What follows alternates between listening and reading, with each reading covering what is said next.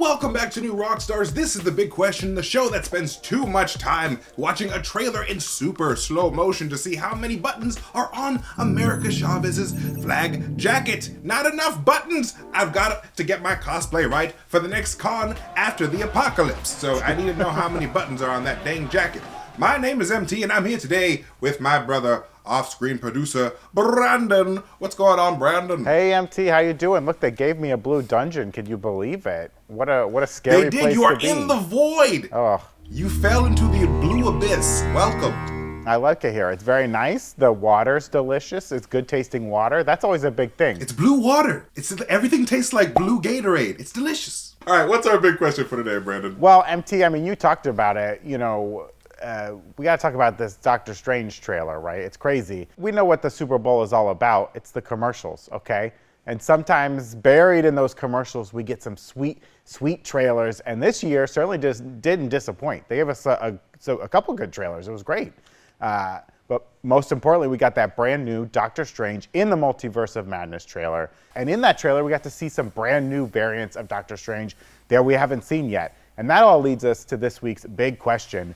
Who are all the Doctor Stranges in the Multiverse of Madness? Who are they? Who? Strangers, strange eye. Too many strangers going on in here. What's going on? Stranger danger. Stranger danger indeed. That's what Mordo says. He's like, hey, the more stranger we get, the more danger we get. That's a line from the movie. Kevin Feige texted me. He told me. Yeah, we should put that on a shirt. I like that. I like it. Yo, we should really put that on a shirt. That'd be really fun. Let's get on it, shirt people. But yeah, we're going to do something similar to what we did for all the Spider-Man looks in the No Way Home trailer. I mean, we were so right about all those predictions, so why not do it again? Because we're on a roll. We nailed it. Nothing we said was wrong. Don't go back and watch the video. We cast the Runes of Kal spell, so you don't have to go back to watch it because your memories have been wiped. But as you watch this trailer for the 40th or 50th or 60th millionth time, like us, you too will begin to see all the strange variations of Stephen Strange's appearing in this Doctor Strange trailer. So let's break them down and see if we can't decipher how these strange variants will interact in the upcoming film that's going to be a banger. First, we have what we call the standard Strange look. This is the same uniform he's basically been wearing when he became the Sorcerer Supreme in the MCU, and even appears to keep after he's been blipped and demoted to, you know, a Sorcerer Supreme intern. Intern Supreme. Sorcerer less supreme. Sorcerer Taco Supreme, if you know what I mean.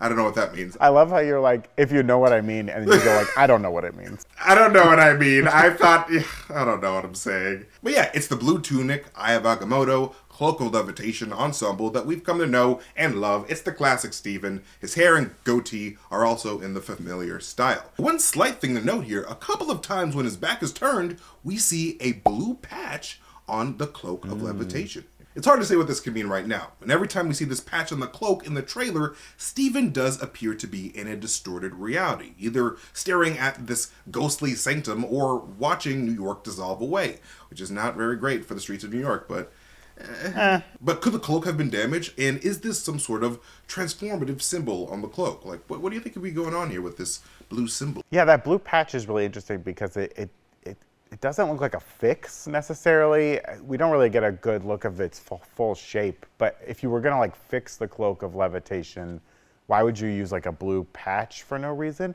And it's not been there before. I mean, we've seen this cloak, like you said, he's kind of had the same costume, uniform for his whole run in the MCU. Some little changes here and there, a little nicer fabric or a little glow up on the gauntlets or something. But for the most part, he's had like the same outfit, which is very weird for the MCU also, right? Every time they got to have like a new uniform.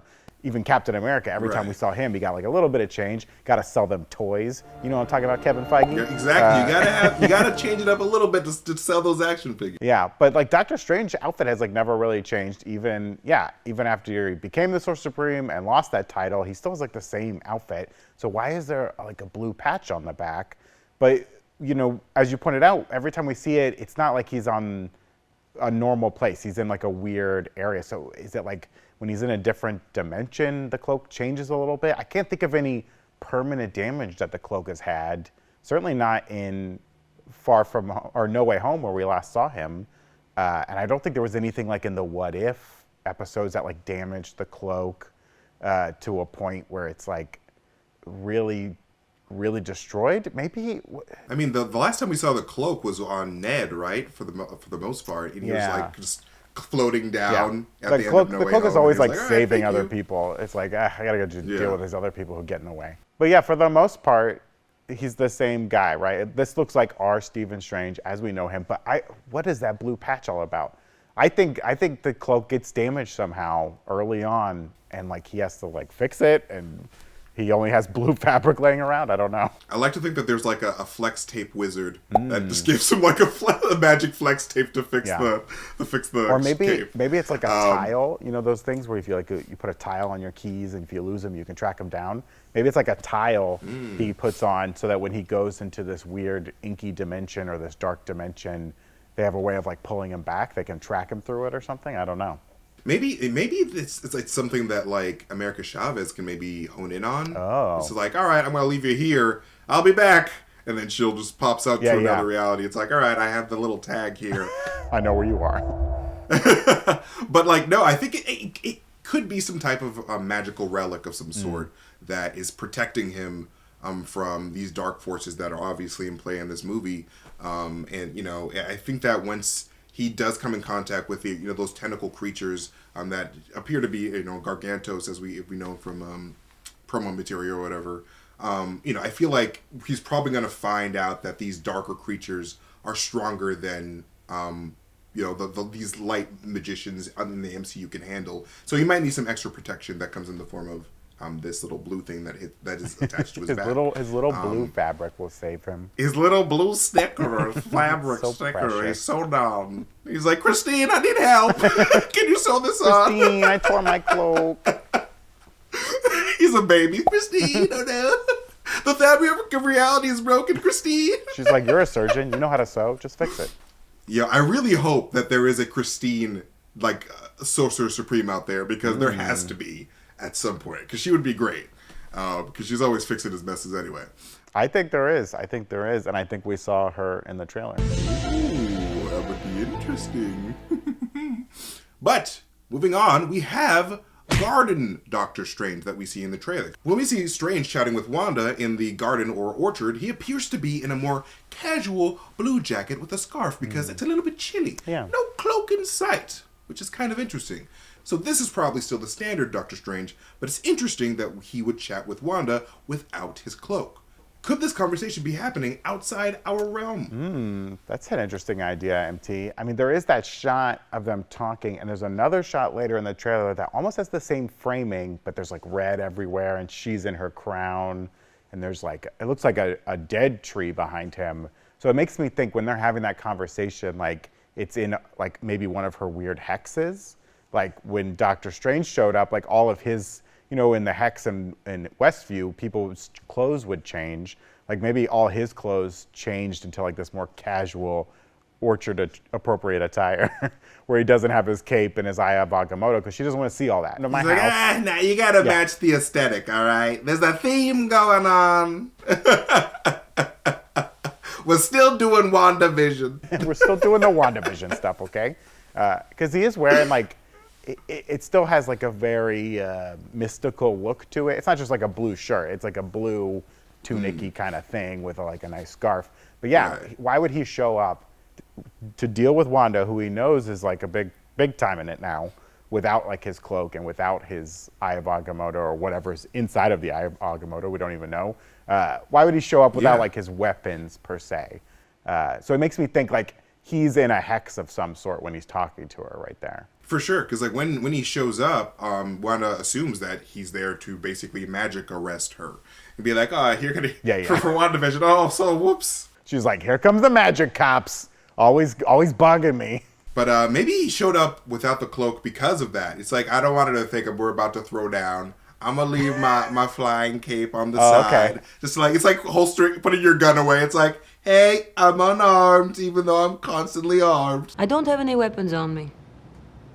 Okay, I take that back. I took the badge off. Okay, I'm not the Sorcerer Supreme. And she was like, I know you're not the Sorcerer Supreme. He's like, shut up. No, I really like the idea of it's sort of like being a mini WandaVision scenario where Strange approaches in his normal attire, then Wanda's like, zoop. Nope. And like him, as soon as he approaches that area of effect, his clothes change. He's Yeah. like, oh no, I'm in the Autumn Land now with Wanda. But yeah, I think you're right that that's still standard Strange. It's not a variant. This is still MCU Strange talking to Wanda. Now let's talk about Blue Strange, because this is when we see Steven at one of the most exciting moments in the trailer. He's been brought in shackles before what we assume to be the MCU Illuminati. He's wearing a fully blue ensemble with no cloak or Eye of Agamotto or other apparent magical devices. And while Doctor Strange does usually wear a blue outfit under his cloak, this one seems to look very different and sort of like futuristic. So the big question here remains, is this our Doctor Strange or some type of other variant? I think, and this might be wild, I think this is a different Doctor Strange. I don't think it is our Doctor Strange. Oh, because you're right. You don't think it's the okay? Yeah, because this guy is wearing a blue outfit, but it's very different. And like, I don't know why they would like change his clothes for him or whatever. But I think this could be a different Doctor Strange, like a variant. And this Doctor Strange gets to learn about the Illuminati, but ours never does. Because I've said this before on this channel, and I still believe it. I think our Doctor Strange is the bad Doctor Strange. And he gonna die. And they're gonna replace him with like a nicer Doctor Strange who hasn't messed up the universe so much. Yeah, that would be bananas. I would love to, if our Doctor Strange were to become a villain, because it's like no one is like above becoming a villain. Yeah. And I think that it would sort of underscore how special it is for these heroes to stay heroes. Like, despite all of this power that they're given, because like power can corrupt anyone, really. So I would love if this movie was a lesson in just like controlling your power, or like not wanting too much power. Because as we see in the trailer, Wang is like, you can't control everything, Strange. Like, I know you're obsessed with that, like, knowing knowledge and protecting everyone, but like, you're gonna break shit if you try to protect everyone. So chill out. So, yeah. MT, do you think that this blue Strange is our Doctor Strange? You think this is our guy, our MCU Strange? I think that it is our Doctor Strange because of how monumental this whole Patrick Stewart, Professor X moment is. And it would be super impactful for our Doctor Strange to be talking to just Professor X, because we've been wanting that MCU crossover with the Fox universe. So I think that when that happens and we do get that reveal, I think the Marvel Studios would want our original recipe, Doctor Strange, to be listening to these gods of the Marvel live-action universe, probably. It's also possible that this could be, the Raimi Strange that was teased in Spider-Man 2, my God, I would love that! I think we're going to see the Raimi his own Strange. version of Strange? Yeah, I think we're going to see the Raimi Strange in this movie for sure. I would love if Raimi Strange was like the secret villain of this. It's like, I'm from the Spider-Man universe, I'm Raimi Strange! I'm too strange! I was in Marvel first, you understand? They never put me on camera, they cut me out. I only got my day rate. I didn't get full payment. They cut my scenes. That bitch Jameson said my name, didn't even pay me. A classic Jameson. But then, of course, we've got evil Doctor Strange, or some people think is Strange Supreme from What If. Like, talking to who we assume is our Doctor Strange in some of the same footage we saw from the initial trailer. Now, this is clearly a variant of the MCU's Doctor Strange, but have your feelings on who this Doctor Strange is changed at all, Mr. Brandon? The more it's interesting that they showed this again, the same footage, no new footage of this guy, which makes me think this is the only time we're going to see this guy in the movie. And I don't think it's the same one from the What If universe. I just think they're going to use this one as a device to show how different Stranges can be and what the extreme version could be. But I think that this evil Doctor Strange, or like Strange Supreme, or however you think he is, I think this is all we see of this guy. And they're using it in the trailer as like a MacGuffin. This guy never leaves this room. He just hangs out. And like when the ghost of future present or whoever is taking Strange along this journey, he's like, this is what can happen to you too, Stephen Strange. If you don't get your act together, you'll be like this crazy green-skinned monster. Get it together, Ebenezer Strange. right. Yeah, I think this guy is like, he's definitely a variant of Doctor Strange, but this is all we see of this character, I bet. And like they're totally leading us down this path to make us think this is the main villain of this movie, but it's really not. I don't think it is at all. That would be really interesting. I think that I do agree with you in the sense that, like, I don't think this guy's going to be the main villain. I think that there is going to be a huge, like, oh, you thought, and then here's a secret villain.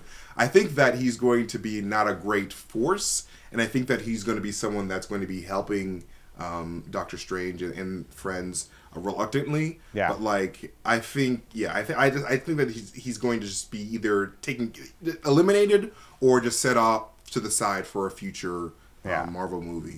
I just don't think that there's much here for him. If this was a series and not a movie, they would do an episode where the evil Strange got swapped with regular Strange and is like walking around New York, and like everyone who knows Doctor Strange is like, hey, Doctor Strange. He's like, get the out of my way. And they're like, whoa, what's up with this guy? He's like calling Christine at all hours of the night, leaving dirty messages and stuff. And it's like, it would be a very funny episode. But yeah, in this movie, I don't think we're going to get a lot of this guy, and I think it's really trying to just mislead us, and that's why they didn't show any new footage of him or anything. It's all just like to make you think that he's the main bad guy in this. You know what? I think that there's a high chance. I talked to Kevin Feige earlier. I think this is Evil Abed from Community. From now on, I'm Evil Abed. I made us all black goatees out of felt. I suggest you put them on until you're able to grow your own. Yeah, this is Evil Abed. It's tough to do that because Doctor Strange already has the goatee, so would evil Doctor Strange shouldn't have a goatee, right? He should be clean shaven. No, Evil Abed has a goatee. I know Evil Abed does, but if regular Doctor Strange has a goatee, then evil Doctor Strange should have no goatee, the Bizarro version. Off-screen producer John says... Oh, did you hear that, MT? So off-screen producer John just said that the statue we see of Doctor Strange in front of the Sanctus Sanctorum, that one does not have a goatee, so maybe that's the evil one. And then, of course, we have Zombie Strange, or at the very least, a zombie-looking Strange. And this very much looks like Doctor Strange as a zombie. It could very well be a reference to Episode 5 of What If that introduced the zombie virus into the MCU. And we did see Zombie Strange in that episode, but he was killed off by the Wasp and her zombie-eating ants. So, is this the same Zombie Strange from that episode, or a different Zombie Strange, or a different being entirely? What do you think? I mean, you said it, MT, like that Strange from that episode got eaten by the ants, which I don't know how the ants don't turn into zombies. I guess if you eat a zombie, you don't turn into a zombie. A zombie has to eat you. I don't know. But yeah, that one was wiped out. So unless that zombie was able, because he was magic, able to like pull his body back together somehow, maybe. But yeah, I don't see how it could be that exact same one. I think this is maybe the zombie virus like leaking out of that a multiverse, because they're clearly making What If canon here, and they've always said it was canon, but they're clearly bringing it into the mainstream movies. I just don't think it's the same Zombie Strange that we already saw die. I think it's a different one. Yeah, I don't think it's the same guy. I think that, it could be a Zombie Strange, and there is a chance that this could be tie into those elements of What If. Yeah, so I do have a feeling that this Doctor Strange here could actually be Defender Strange, that Doctor Strange variant that we don't really know a lot of, that wears a lot of all red. And that is, but specifically a Doctor Strange that has like succumbed to all the darknesses of his variant selves that he's absorbed, because he is defending the universe from all of his variants. So like over the courses of a long time, he's absorbed all these Doctor Strange variants, which is why all of these black hands are like, oh, these display old corpses of blackness. As we saw from the Doctor Strange episode of What If, he was absorbing all those dark creatures into his body. To be part of him. So I think a similar thing is happening here with these arms that they're probably just dark versions of Doctor Strange that he's absorbing, and he probably absorbed too much. And he's like, now I'm evil, I'm dark evil, oh, look at me. Doc Ock. Which is funny because now he's Doc Ock. Now he's the Dr. Octopus. But yes, I kind of jumped the gun, but we also have Defender Strange. Now, in the TV spot that aired promoting the trailer online, we did get some completely different shots, including a look for Steven that we'll call Defender Strange. He has a very stylized red and blue uniform and no cloak or Eye of Agamotto, and a cleaner haircut, or possibly just hair pulled back in a ponytail, and more of a full beard, and his white hair streaks from front to back. And his uniform makes it seem like he's part of a group, possibly the Defenders, which, is a group that Doctor Strange is very much linked to in the comics. And some previously leaked toy art appeared to label this version as Defender Strange, like we said before. And the design of the costume also looks very similar to the look of the 2011 reboot of the Defenders comic art from Marvel. So, how do we think that this version of Strange fits into the overall narrative of this movie? I mean, I like that idea, MT, that this one becomes the zombie, which is very interesting.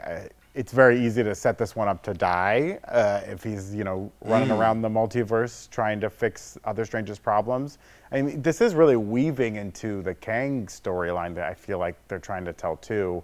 And maybe they think it's easier for audiences to understand that, like, yeah, if you have all these different multiverses, you're going to have powerful people that conflict with each other throughout the multiverses.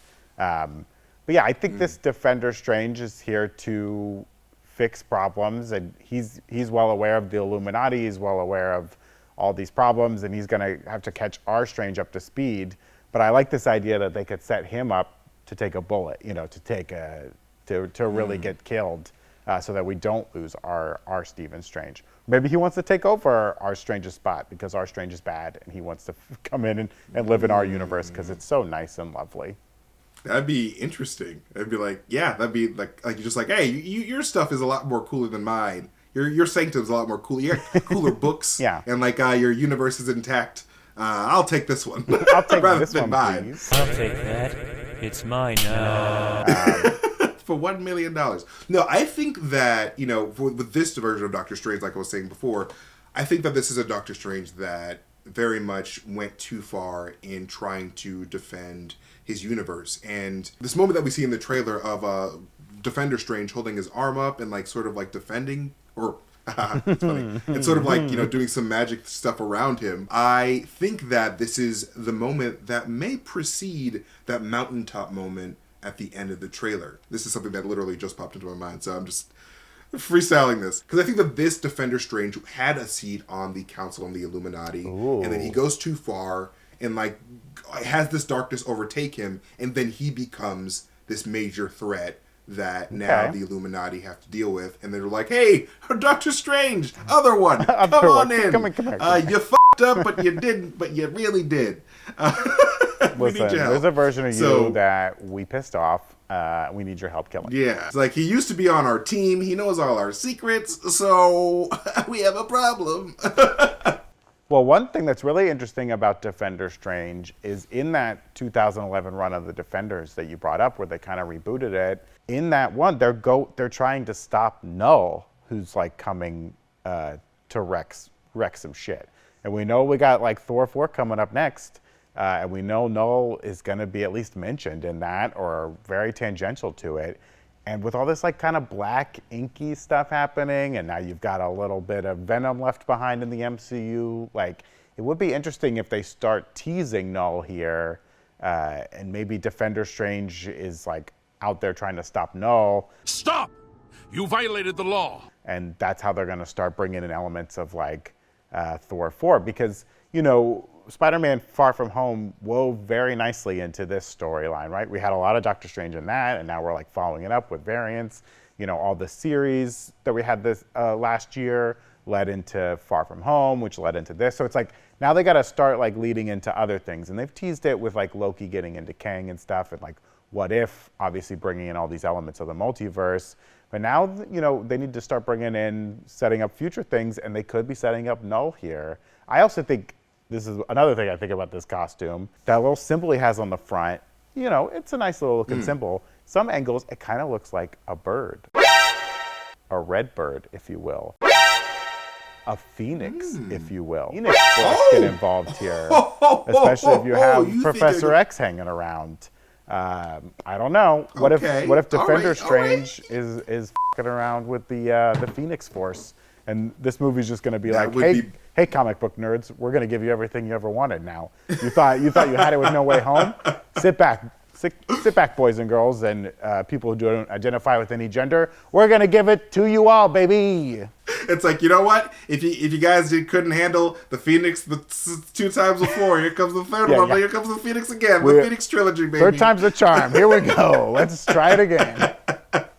A lot of people have been bringing up the Null comparison with that final shot of the trailer. And I think that Venom writer, Donny Cates, said on Twitter that is not Null specifically. So I know you weren't saying that that was Null. Yeah, I don't think they're going to show him in this. But it could very much still be teasing the darker elements of the MCU that Null is very much linked to. I think that there is a Null association for sure in this movie, in some type of tangential way. So yeah, I think that we may be getting the beginnings of explaining the Null side of the darker elements of the MCU with this movie for sure, because it's all about darkness in this movie. So that is all the Stranger Stranges that we have spotted. Do you think the MCU will be left with its standard Strange by the end of the film, Mr. Brandon? I mean, I teased my answer already. No, I think we're gonna lose the MCU's Strange, and one's gonna be left in its place. Maybe a better Strange, maybe a wiser Strange, but I think maybe a Wang. Maybe a Wang as Strange. Who knows? Maybe two Wangs make a Strange. I don't know, but I think that the MCU's OG Doctor Strange is not going to make it to the end of this movie, and he's going to get replaced. Maybe sacrifice himself, but I don't think he's going to be around. Hey, man, Doctor Strange is no stranger to self-sacrifice. No pun intended. So he would definitely be down to do it. And it would be a really great lesson in you can't really get away with everything strange. There are consequences, and that's a huge thing in the Doctor Strange comics, the bill coming due, and every spell having a price. And so him paying the ultimate price to sort of like Peter did, not the ultimate price, but he sort of lost his life in a way with No Way Home.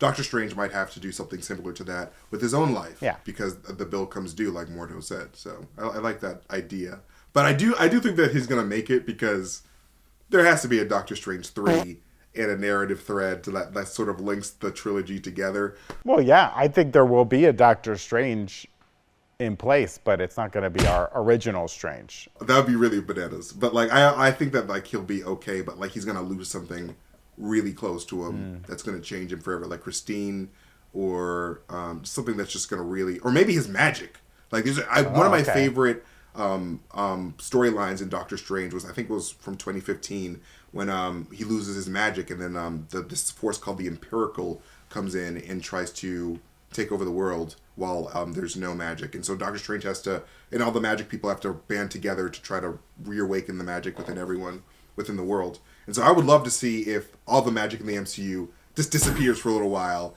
and Doctor Strange having his own Iron Man 3-esque scenario where he's looking for all these relics in the world and trying to ring out the magic of the last bits of the relics in the world, and try to bring magic back. Because I feel like that is where he should go. Because he's too arrogant, and he's too powerful, and he needs to be knocked down a peg by the end of this. So I could definitely see magic going at the end. Sorry, I go on weird tangents. No, I like it. I just love talking about. I like it. I'd watch that movie. But sounds good.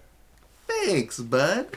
But before we continue, our merch partners over at the Epic Hero Shop just released 2 very, very cool new Mephisto-inspired designs. You heard us here at New Rockstars appreciate about Mephisto a whole bunch, and now you can rock him on a t-shirt yourselves. So grab one of those or any of our other great merch options over at newrockstarsmerch.com. And before we dive into our bite-sized questions next, some words from the amazing people that help bring us Big Question to you. People like Nap Jitsu. Now, we don't know what time of day you might be watching this Big Question episode, but if it's mid-afternoon, there's a good chance you might be getting those 2 p.m. sleepies. I get them all the time, but that's because I just never go to sleep, and I'm a night owl. Because I'm fighting crime. That's why my bones hurt all the time. Just kidding, I'm just old. If you're looking for a healthier energy option to help you power through that afternoon sleepiness, Nap Jitsu has natural, time-released ingredients that help you stay energized for hours without the crash. Nap Jitsu's natural supplements were made by people who know how it feels to be tired and busy. Their patented pendant formulas have natural ingredients like B vitamins, guarana, and ginseng to give you a boost of energy without the crash later, because the crash sucks. Screw the crash. And each Nap Jitsu product provides brain-boosting nootropics to unlock steady energy right when you need it. And that means you can be at your peak performance all day long. And Nap Jitsu supplements are packaged into small packets so you can take them wherever and whenever you might need an energy boost. So whether you need to experience deeper sleep or unlock immediate lasting energy, Each Napjitsu product is designed to help you achieve your optimal performance. And remember, the smart rest more and the wise rest better. So rest up and level up with Napjitsu. And for a limited time, receive 30% off your first purchase when you go to napjitsu.com/bigquestion. That is NAPJITSU.com/bigquestion for 30% off your first purchase today. Bomba's mission is simple. Make the most comfortable clothes ever and match every item sold with an equal item donated. So when you buy Bombas, you're also giving to someone in need. Bombas designed their socks, shirts, and underwear to be the clothes you can't wait to put on every day. Everything they make is soft, seamless, tagless, and has super cozy feel because of the super soft materials they make them with. There's a pair of socks for everything you do, from exercise to work to just feeling cozy on the couch. Bombas t-shirts are made with thoughtful design features like invisible seams, soft fabrics, and the perfect weight so they hang just right. Bombas underwear has a barely there feel with second skin support that might make you feel like you've forgotten they're even there, in a good way. I don't know what the bad way would be, but this is in a good way. And did you know that socks, underwear, and t-shirts are the 3 most requested clothing items at homeless shelters? That's why Bombas donates one for every item you buy. So far, Bombas customers like you have helped donate over 50 million items of essential clothing. Go to bombas.com/bigquestion and get 20% off any purchase. That's BOMBAS.com/bigquestion for 20% off. Bombas.com/bigquestion. Now it is time for our bite-sized question. Are you ready, Brandon? Ham nam nam. I'm ham, ready. Nam, nam. Give me a bite What's this? Ham nam nam. All right. Now, in Ant-Man, when they blow up Hank Pym's lab, why does it implode instead of explode? And this is from ADog27 on Twitter. Thank you, ADog. Yes. I mean, it's been a while since the original Ant-Man came out, so you might not remember. And this part happens kind of fast. So we'll go through it real quick in case you missed it. If you remember back in the events of the first Ant-Man, Hank, Scott, and Hope are trying to stop Darren Cross from copying Pym particles and selling them to evil people like the 10 Rings or even Hydra. Don't worry, they're not what they used to be. They're doing some very good stuff now. Yeah, they're rebranding. It's fine. It's fine. Just kidding, they're terrible. So Scott and the team, they put together a heist to steal the technology back. But you have to remember, it was never just a heist. It was never just a heist. They wanted to make sure that the tech is destroyed forever. So Scott, with the help of a few ants, plants explosive charges in the particle room of the laboratory. Now, they don't really explain this when they're telling you what they're going to do, because this is like the surprise that they blow it up. So it makes sense. You see them planting explosives, but you're like, I have no idea why these explosives are there. So they're planning them where all the cross particles, I guess is what we're calling them, where they're stored, right? So when the building is successfully cleared, they make sure to say like, hey, the building's cleared, because this isn't the DCEU where they kill people. No one's in here. No one's in here, it's fine. So Scott triggers the bomb, and then boom, all the particles are released, which causes the big implosion. And remember, Cross's technology never worked as well as Hank Pym's, so it makes sense that the building would implode rather than just like neatly shrink down. You know, just like old poor Frank imploded inside of that bathroom. The building implodes rather than like just shrink down from all the particles, because the particles don't work so great. Dude, Frank's death in Ant-Man 1 was one of the most brutal and gruesome things that the MCU has ever done. It still traumatizes Erik Voss. He can barely talk about it. It is literally disgusting and so gruesome, and like one of the like most cold-hearted things that we've ever seen an MCU villain do. And like honestly, Darren Cross could have just sold that gun. He could have just made that and just be like, hey, it makes people into little goo, and there's no evidence. He literally just flushed the guy down the toilet, and no one knew. So, geez. MT, around your 50th little lamb that you've totally grossly shrunk down, you've lost all sense of what's real, and you don't care anymore. To you, Frank's just another bleeding lamb that you gotta shrink Seriously, down. Seriously, he killed so many lambs that he just lost his sense of humanity. I mean, he's dead inside. Bite-sized question number 2, my friend. How old is Fennec Shand, and does she age differently than other people in the Star Wars universe? This is from Mitch Mark on Discord. You don't want Fennec Shand hearing you ask how old she is, because then she's going to kick your butt. No one's ever gotten that answer, because they're dead. Oh, no. Because they're dead. Yeah. Instantaneously. So Fennec Shand appears to be an ageless bounty hunter in the Star Wars franchise, though a lot of that could probably be credited to the genetics and skincare routine of actress Ming-Na Wen. Looks great. Ming-Na Wen is an ageless beauty. That woman is just perfection. I love her in every role that she is. Cast her in everything Disney. I love her. She's a queen. She's literally the queen of Disney princesses. Honestly, no one does it better than Ming-Na Wen. Sorry, much. I just love her so much. No, please. She loves it. She loves the channel. She loves hearing it. But is it possible to figure out just how old the bounty hunter is and why she never really appears to age throughout the series? As far as we can tell, Fennec is a human and not some strange alien species that never ages or ages very slowly like Grogu and the other Yodas out there. And while she does have some droid modifications now, those came fairly later in life and wouldn't have prevented any aging up until the point where they go into her body. What are you talking about? Those are her natural abs. Those are her natural mechanical abs? Yeah, like she's just that toned, bro. Yeah. Jeez. I would never cover up this beautiful work. So Fennec, she first shows up in the Star Wars universe around 19 BBY. And I know all you know, but just in case you don't, BBY stands for Before the Battle of Yavin, and it's used in conjunction with... Stands for baby. Baby? When I'm texting my girlfriend on Valentine's Day. Just kidding, I don't have a girlfriend. Just kidding. They use BBY in conjunction with ABY, which is after the Battle of Yavin. And this is a reference to the assault on the Death Star, which happens near Yavin 4. You get it, guys, you get it. Since the popular Star Wars universe lacks a traditional yearly calendar, yes, it has its own calendar. Don't at me. I don't want to get into the local calendar or CRC. It's just confusing. I don't want to talk about it. Anyways, Fennec shows up around 19 BBY, just after the Clone Wars ended. And at that point, she's already a fairly skilled bounty hunter. She's probably like in her early to mid-20s, maybe. And by the time of her appearance on Mandalorian, it is 9 ABY. So it's been 28 years since she was first introduced. That would make her 48 when she showed up in The Mandalorian. Maybe 50. Not bad. Not bad at all. Now, you might compare that to Boba Fett. When you look at Boba Fett, she looks pretty young and spry, right? Boba's looking rough. And Boba Fett in The Mandalorian, when we first meet him, he's about 41 or 42, because he's a clone of his father, Jango. But unlike the other clones, he doesn't appear to have like the quick aging gene. Yeah, I think Jango specifically had it made so like his son just was an actual clone of him. Apart from his pay, which is considerable, Fett demanded only one thing: an unaltered clone for himself. Curious, isn't it? Jango's like, I want one for myself. Don't give him the grow juice. Make him normal. But he's an exact copy of me, which is also very weird. So by 9 ABY, he'd be around 41, 42 when we first meet him in The Mandalorian. Now, granted, he spent some time in a Sarlacc pit, and he spent a few years out in the Tatooine sun without much coverage. So he looks rough, right? He looks beat up. Tamara Morrison, the actor who plays Boba Fett, he's 61 years old, and Ming-Na Wen is about 58 years old.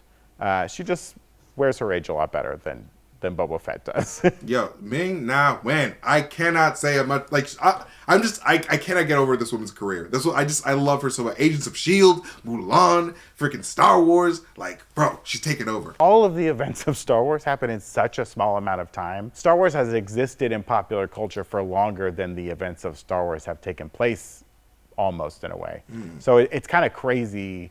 When you think about it, you're like, oh, Fennec Shand, she would be so old, but she wouldn't be. It's only been like 30 some odd years. I mean, it's really weird when you look at the end of Revenge of the Sith and the beginning of A New Hope, and you see how much Obi-Wan has aged in what is not that much time. Yeah, I really hope that they explain it like with the events of Obi-Wan. It's like, oh, and then the Force aged me to look like Alec Guinness. I mean, it's the classic Star Trek problem where in the TOS, the original series, the Klingon look very normal. They just have like kind of some goatee and some hairy eyebrows. And then by the time of the Next Generation, they look completely different and some shit went down. All right, now it is time for our box of scraps. Ooh, it's the box of scraps. Brandon, what fashion choice from your youth do you regret the most? This is tough. So many bad fashion choices to pick from. I will say, you know, I'm an older man. During my younger years, there was a fashion trend going around. You would wear a nice white T-shirt, and then you would get this suede brown vest that you would wear over your white T-shirt. Just like an open vest, just kind of flowing. and that was the look for a young, cool dude, especially growing up in the South. So I definitely rocked that like suede vest a little too much. Didn't appreciate it in my bootcut jeans.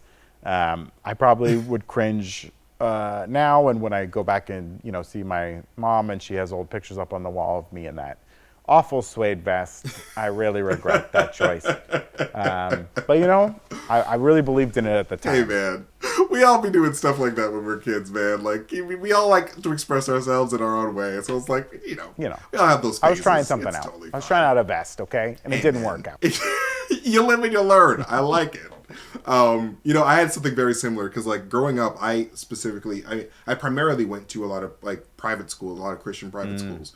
And so like we had uniforms and like, so everyone looks the same. So you can't really do a lot to stand out. So I was like, you know what? I'm wearing these blue polo shirts. I don't know why I'm talking. Every time I go to my youth voice, I talk like Mickey Mouse. Anyway, like, oh, since we got all these blue polo shirts, I'm going to pop my collar and that's going to be cool. So I had popped a freaking polo shirt collar for like a couple of weeks. And no girls continued to talk to me. I was still just shoved in the corner. That's not too bad, MT. I like it. The problem with the popped collar is when it's like flopping over and you can't really see that it's like flopped over sideways. Bro, like a little bunny rabbit ear or something. Bro, I would love if my collar was just like a Doctor Strange's cape and could just move. Yeah. And just have a personality. But no, that's what I did. And I also, here's another one. Remember when YOLO was a big thing? Oh yeah. Like when YOLO first came out, I remember hearing this, one of the first people hearing like the Drake song, and I was like, oh man, I gotta make me some YOLO hats. So I made some YOLO hats on lids, and I was one of the first people wearing them hats. Regret it, because that shit got played out real quick, and I was like, oh no, and now I look like an idiot. I got with all these YOLO hats. 3 boxes of YOLO hats in my room. What am I gonna do? Right? I invested all my cash in YOLO. We all do cringy stuff, and some of you watching may be in your cringy phase right now. Look in the mirror. Look in the mirror. It was you. Think twice. It was you.